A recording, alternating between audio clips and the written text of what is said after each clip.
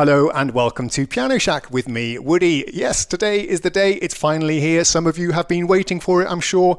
The third of the trio of mighty mini KORG synthesizers. We've had the WAVESTATE, which was a Wave Station reissue, amped up for 2020 or 2021, whenever it came out. Then we had OP6, which is their fantastic DX7 style FM synthesizer, but again, amped up and on steroids. The final one of the trio is here today. This is the ModWave, available in software now. They call it ModWave Native. In this video, I'm going to give you a demonstration of the plugin, quick walkthrough, tell you a little bit about it, and of course, play you lots of the sounds. So, a lot of ground to cover. Let's get into it.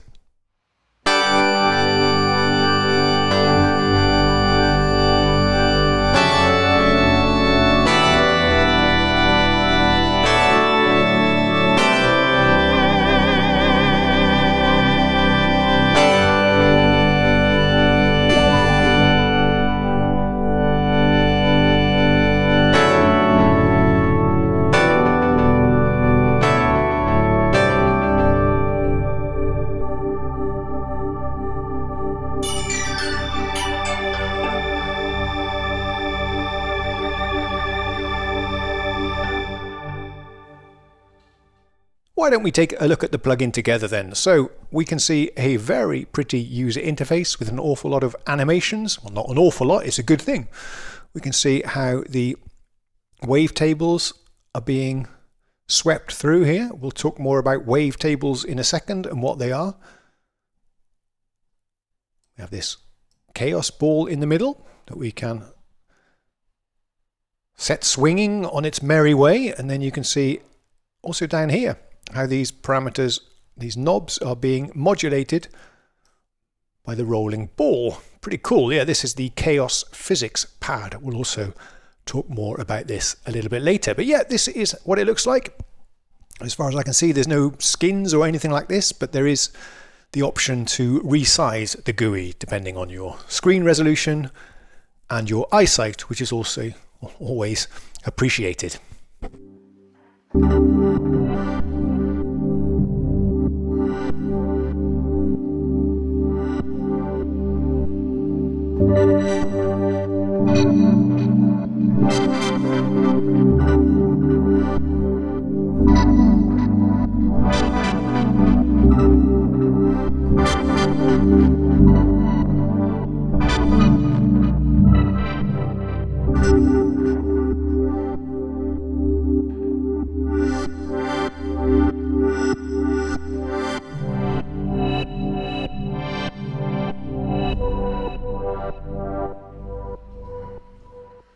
So let's carry on and explore the GUI. We have a few different tabs here at the top to see different views of the synthesizer. This is the play view, where we can see a representation of the oscillators here, the KAOSS pad in the middle.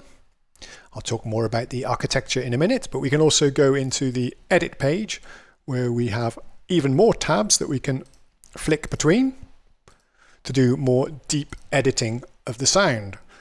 Then we have a librarian page here as well, where we have our preset browser.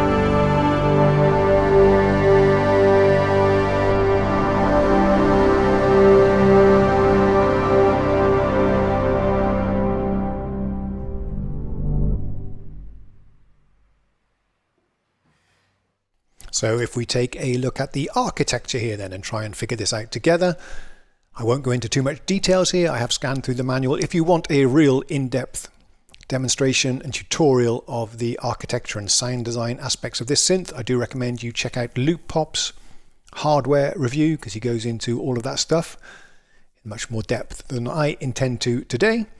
But basically you have a performance which consists of two layers, layer A and layer B. Each layer has 2 different oscillators, so that's a total of 4 oscillators in a performance, and you can layer the 2 layers together or split them or have them on different multi-timbral channels. So if we look at layer A, we have 2 different oscillators, 1 and 2. Same thing on layer B, 1 and 2. And then there are different types of oscillator waveforms or sources that you can select as well.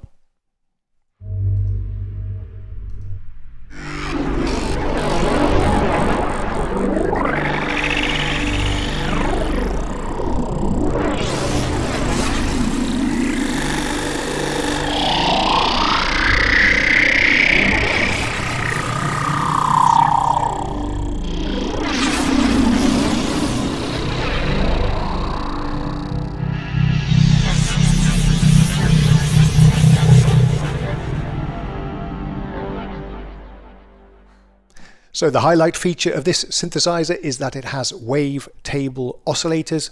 A wavetable is a set of different waveforms that are stacked up next to each other, and then you can sweep through them. So let me demonstrate that. If we go here, you can see here how we have lots of different waveforms next to each other, and then we can sweep up and down through them like that.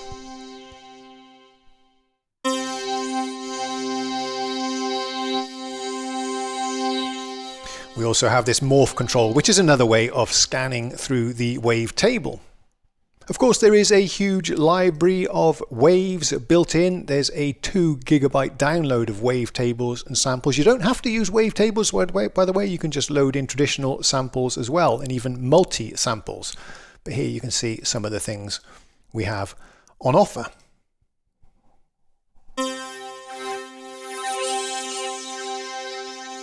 You can load your own wavetables in if you want to construct your own, and is also compatible with Serum wavetables. So there's apparently a standard for this. This is fully compatible.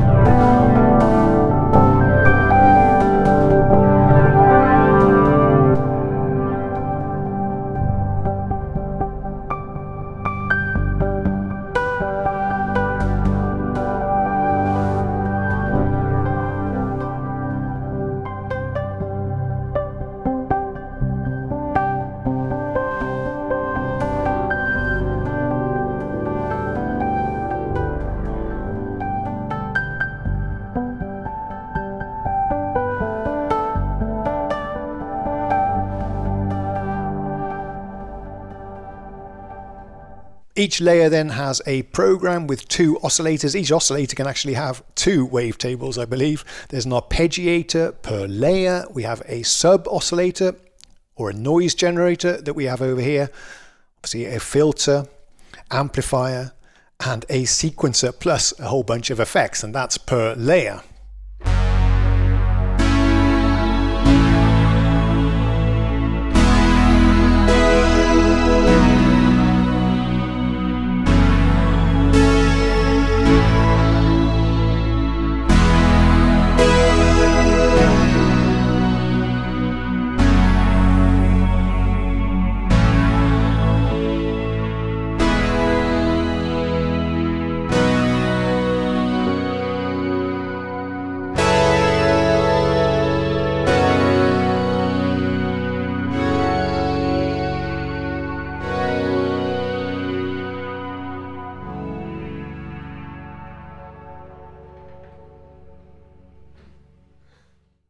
Yeah, if we look at this interesting KAOSS physics engine, it's a ball that's rolling around some kind of curved, bumped shape to give you lots of maybe natural sounding modulations as it rolls around. Pretty interesting. And you can choose different types of shapes that the ball will roll around. A kind of spiral there, it's going down the plug hole. And then you can choose, of course, which parameters. The motion of the ball should control.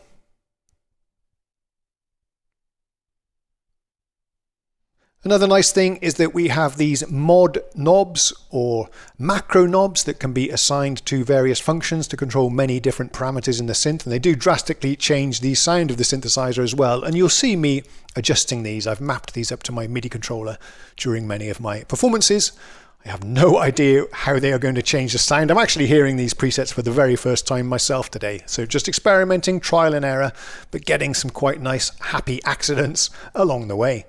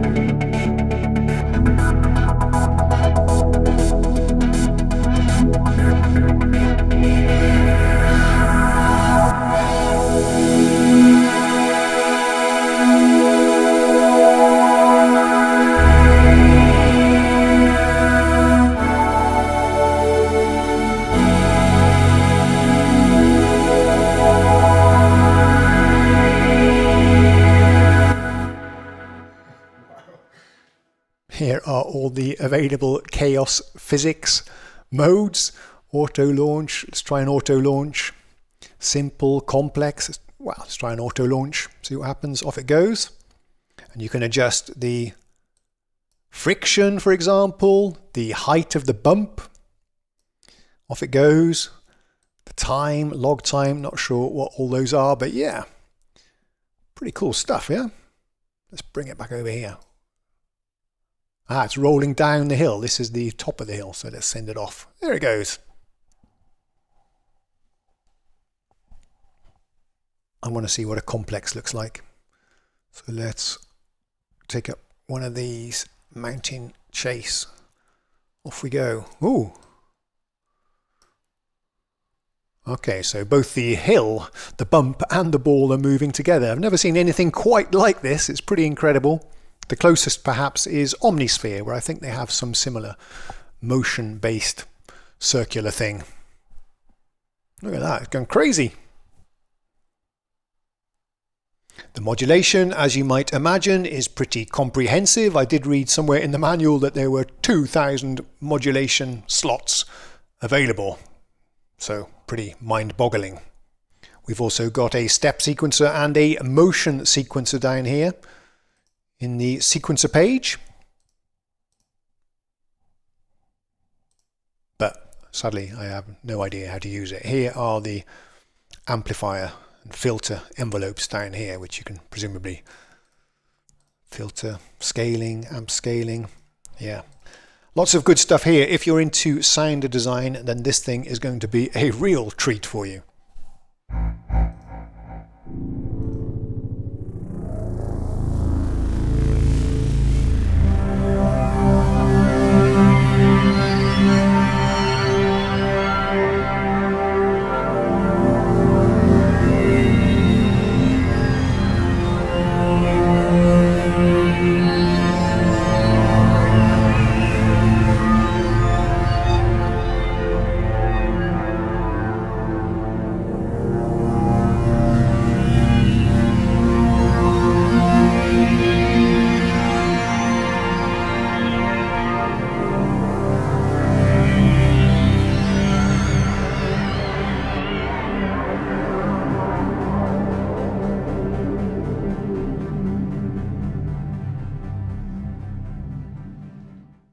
Here we have a very nice preset browser with various categories, tags that you can choose here, favorites as well. I haven't favorited anything yet.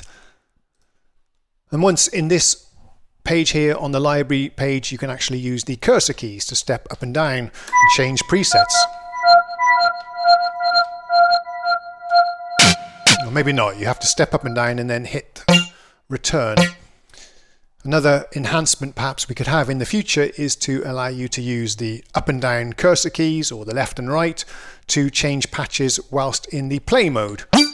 Currently doesn't work, which is a bit of a shame, so you have to use your mouse to click through the presets.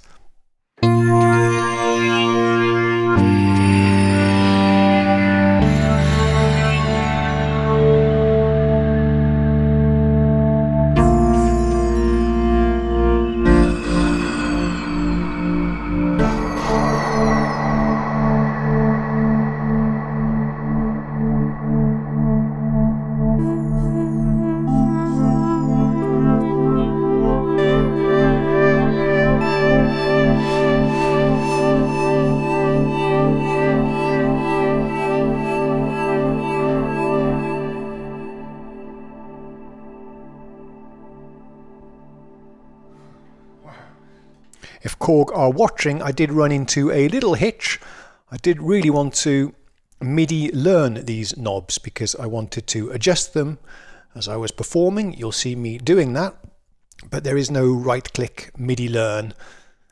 The way you configure it is to go into the settings and then choose which CC value they should respond to, which is a bit of a pain because I had no clue what CC values my Native Instruments MIDI controller was sending. So I had to fire up a MIDI monitor, well, actually download and install one, and then tweak the knobs to see what CC it was sending. Then I could go into the settings and configure that. So this is what I'm talking about then. If we go into the settings, you can see how we can configure the CC value for each of the knobs and the KAOSS physics control just by choosing from a drop down. So yeah, it works, but would much prefer to have MIDI learn if that's possible in a future software update. Whilst we're on the subject of potential improvements, the only way we can adjust knob parameters right now is to click on them and then drag up and down with the mouse. I much prefer the way that a lot of modern plugins do it these days, where you just hover your mouse over the control and then scroll the mouse wheel to adjust the parameter. It's doing it here, as you can see. I'm scrolling like mad, but it's only increasing very, very small steps, so pretty useless.